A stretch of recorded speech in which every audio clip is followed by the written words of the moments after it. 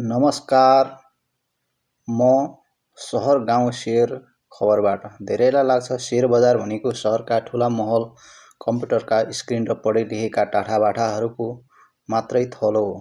तर के तपाईलाई थाहा छ, शेयर बजारको जरा त हाम्रो गाउँघरको पर्व वा ढुकुटी प्रथा जस्तै सामूहिकमा जोडिएको छ।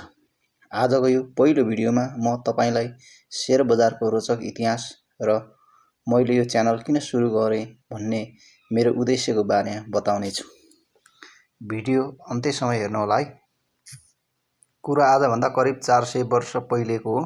सन् 2016 मा नेदरल्यान्डमा मानिसहरू समुद्री जहाजबाट टाढा टाढा व्यापार गर्न जान्थे। तर एउटा जहाज बनाउन र व्यापार गर्न धेरै पैसा चाहिने अनि समुद्री आँधी वा लुटेराको डरले लगानी डुब्ने ठूलो जोखिम हुन्थ्यो। त्यति बेलाका मानिसहरूले एउटा उपाय निकाले। एक्लै लगानी गरेर डराउनुभन्दा धेरैजना मिलेर थोरै थोरै पैसा हाल्ने र नाफा भएपछि सबैले बाँडेर लिने। यसरी नै संसारको पहिलो शेयर बजार र पहिलो कम्पनी डच इस्ट इन्डियाको जन्म भयो। अर्थात् थोरै पैसा भएका मानिसहरू पनि ठूलो व्यापारको मालिक बन्ने बाटो खुल्यो। नेपालमा पनि यो क्रम धेरै अघि सुरु भएको हो।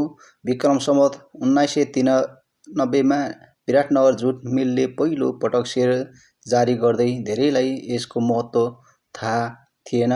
पछि 2050 सालमा नेपाल स्टक एक्सचेन्ज नेप्से खुलेपछि मात्रै यसले आधुनिक रूप लियो। हिजोका दिनमा शेयर किन्न काठमाडौँ नै धाउनु पर्थ्यो। तर आज प्रविधिको विकासले तपाईको हातमा रहेको मोबाइलबाटै गाउँको भान्सा वा खेतबारीमा बसेर शेयर भर्न सकिने अवस्था आएको छ। अब कुरा गरौँ मैले यो च्यानल सहर गाउँ शेयर खबर किन सुरु गरेँ त। अहिले पनि हाम्रो गाउँघरका आमा बुवा, दिदी बहिनी र अघिल्लो पुस्ताका मानिसहरू शेयर बजारका अङ्ग्रेजी शब्दहरू सुनेर डराउनुहुन्छ। डिभिडेन्ड, बोनस, आइपिओ यी सुन्दा गाह्रो लाग्ने शब्दहरूलाई आफ्नै सरल नेपाली भाषामा बुझाउनु मेरो मुख्य लक्ष्य हो। मेरो उद्देश्य सहरमा मात्र सीमित रहेको यो धन कमाउने ज्ञानलाई गाउँका कुना काप्चासम्म पुर्याउनु हो, ताकि एउटा किसानले पसिना बगाएर कमाएको थोरै बचत वा कुनै वृद्धले पाउनु भएको भत्ताको सानो अंश पनि सही ठाउँमा लगानी होस् र त्यसले भविष्यमा ठूलो फल दियोस्।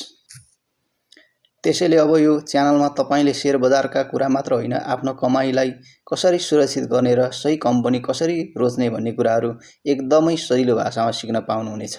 यदि तपाईँ पनि शेयर बजारलाई शून्यदेखि बुझ्न चाहनुहुन्छ र आफ्नो परिवारलाई आर्थिक रूपमा बलियो बनाउन चाहनुहुन्छ भने हाम्रो यस सहर गाउँ शेयर खबरलाई सब्स्क्राइब गरेर हामीसम्म जोडिनुहोला। अर्को भिडियोमा हामी शेयर भनेको के हो भन्ने बारेमा अझै विस्तारमा गफ गर्नेछौँ। धन्यवाद। नमस्कार।